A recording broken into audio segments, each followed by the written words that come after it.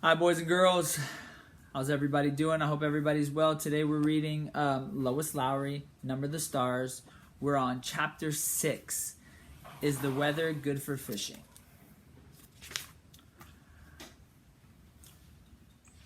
We must think what to do, Papa said. They are suspicious now. To be honest, I thought that if they came here at all, and I hope they wouldn't, that they would just glance around and see that we had no place to hide anyone.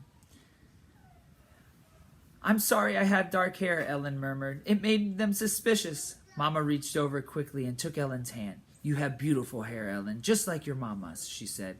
Don't ever be sorry for that.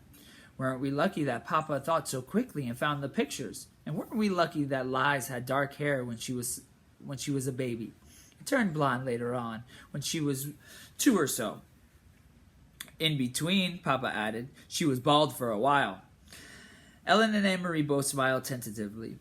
For a moment, their fear was eased. Tonight was the first time Anne-Marie realized suddenly that Mama and Papa had spoken of Liz. The first time in 3 years. Outside, the sky was beginning to lighten. Mrs. Johansson went to the kitchen and began to make tea. I've never been up so early before, Anne-Marie said. Ellen and I will probably fall asleep in school today. Papa rubbed his chin for a moment, thinking. I think we must not take the risk of sending you to school today, he said. It is possible that they will look for the Jewish children in the schools. Not go to school? Ellen asked in amazement. My parents have always told me that education is the most important thing. Whatever happens, I must get an education. This will only be a vacation, Ellen. For now, your safety is the most important thing. I'm sure your parents would agree. Inga? Papa called Mama into the kitchen, and she came to the doorway with a teacup in her hand and a questioning look on her face. Yes? We must take the girls to Henrik's. You remember what Peter told us? I think today is the day to go to your brothers. Mrs. Johansson nodded. I think you were right. But I will take them. You must stay here. Stay here and let you go alone? Of course not. I wouldn't send you on a dangerous trip alone. Mama put a hand on Papa's arm.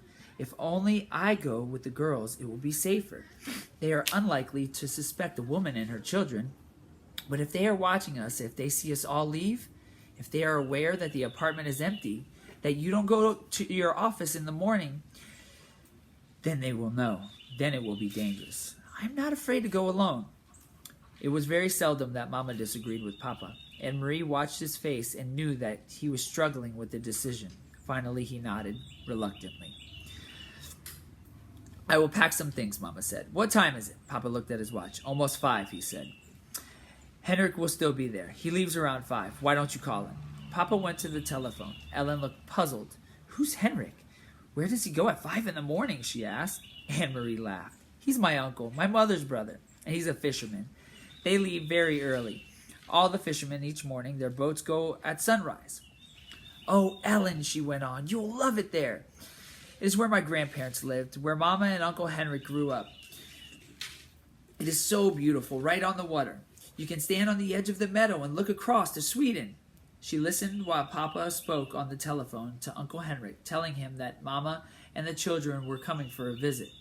Ellen had gone into the bathroom and closed the door. Mama was still in the kitchen, so only Anne-Marie was listening.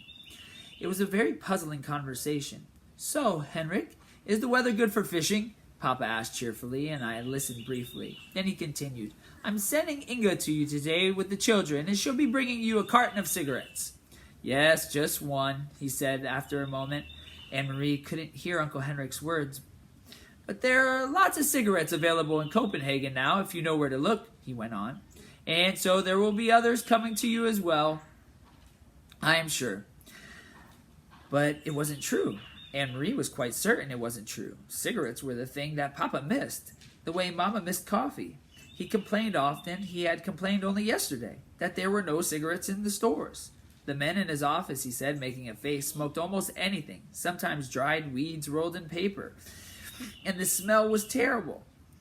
Why was Papa speaking that way, almost as if he were speaking in code? What was Mama really taking to Uncle Henrik? Then she knew it was Ellen. The train ride north along the Danish coast was very beautiful. Again and again they could see the sea from the windows.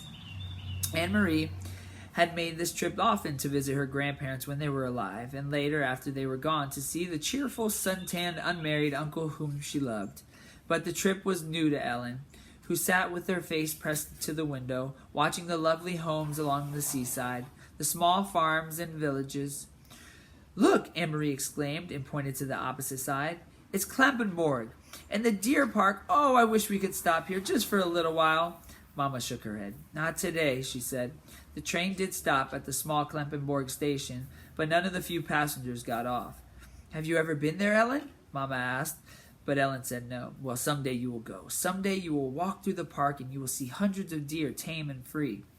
Chrissy wiggled to her knees and peered through the window. "I don't see any deer," she complained. "They're there, I'm sure," Mama told her. "They're hiding in the trees." The train started again. The door at the end of their car opened, and 2 German soldiers appeared. Anne-Marie tensed. Not here on the train, too. They were everywhere. Together the soldiers strolled through the car, glancing at passengers, stopping here and there to ask a question.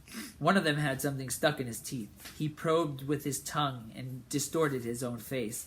Anne-Marie watched with a kind of frightening fascination as the pair approached. One of the soldiers looked down with a bored expression on his face. "Where are you going?" he asked. "Galileji," Mama replied calmly. "My brother lives there. We're going to visit him." The soldier turned away, and Anne-Marie relaxed. Then, without warning, he turned back. "Are you visiting your brother for the New Year?" he asked suddenly. Mama stared at him with a puzzled look. "New Year?" she asked. "It is only October." "And guess what?" exclaimed Christy suddenly, in a loud voice, looking at the soldier. Anne-Marie's heart sank, and she looked at her mother. "You guys, go to the park, please. Go." Mama's eyes were frightened. "Shh, Christy," Mama said. "Don't chatter so."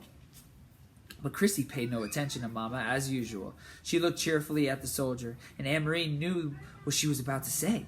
"This is our friend Ellen, and it's her New Year." But she didn't. Instead, Christy pointed at her feet. "I'm going to visit my Uncle Henrik," she chirped, "and I'm wearing my brand new shiny black shoes." The soldier chuckled and moved on.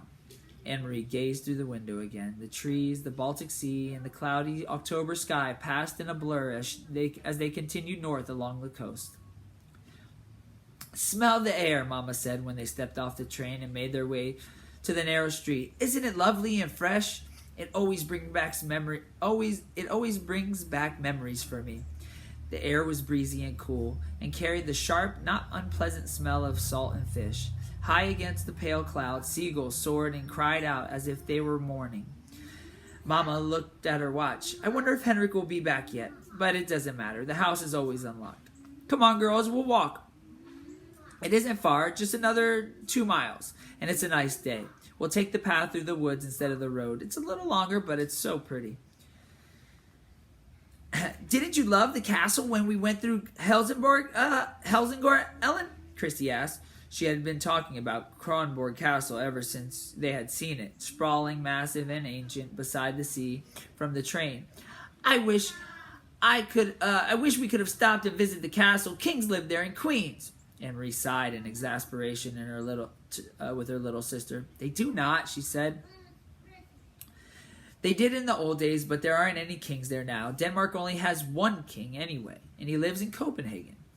But Christy had pranced away, skipping along the sidewalk. "Kings and queens," she sang happily. "Kings and queens." Mama shrugged and smiled. "Let her dream, Anne-Marie. I did the same when I was her age." She turned, leading the way along a tiny twisting street, heading toward the outskirts of the village. "Things have hardly changed here since I was a girl," she said. "My Aunt Gitty lived right there, in that house," she pointed, "and she'd been dead for years, but the house is the same. She always had wonderful flowers in her garden." She peered over the low stone wall and looked at the few flowering bushes as they passed the house. "Maybe they still do, but it's the wrong time of year. There are just those few chrysanthemums left. And see over there," she pointed again, "my best friend, her name was Helena, lived in that house. Sometimes I used to spend the night with her, but more often she came to my house on the weekends. It is more fun to be out in the country." My brother Henrik always teased us, though, she continued with a chuckle.